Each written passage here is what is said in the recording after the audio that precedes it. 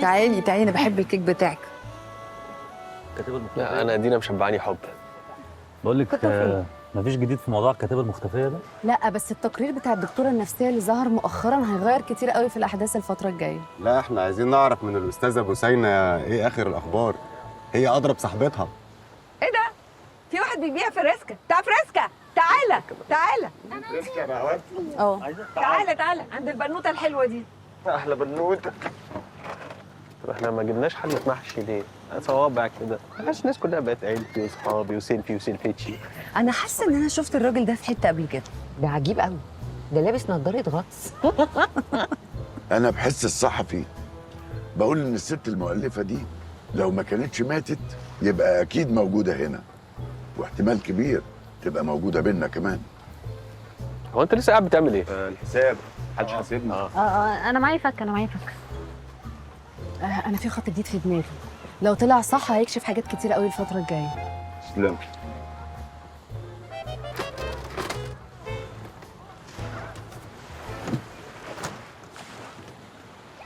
ريسكا ريسكا.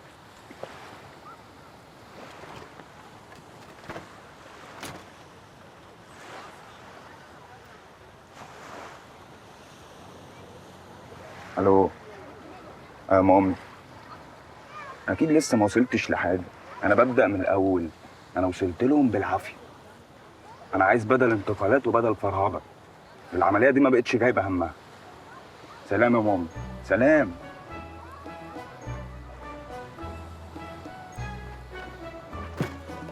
ريسكا.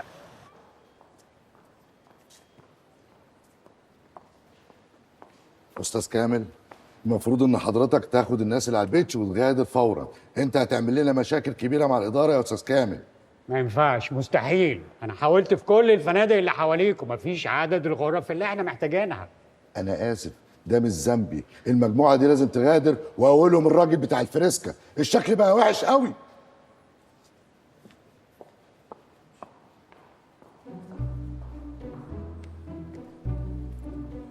الو مدام بوسينة.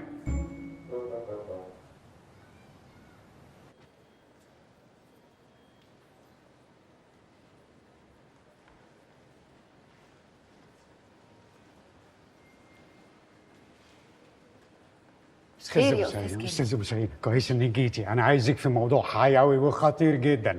كنت مقفل عليه ومكتم عليه قوي، وآن الأوان إنك تعرفيه. لازم تعرفيه. حاضر، يلا تعالى معايا نقعد في وسط الناس وعرفني الموضوع زي ما انت لا عايز. لا لا لا لا، خليه بيني وبينك الأول، بعد كده يعني ممكن تقولي لأي حد.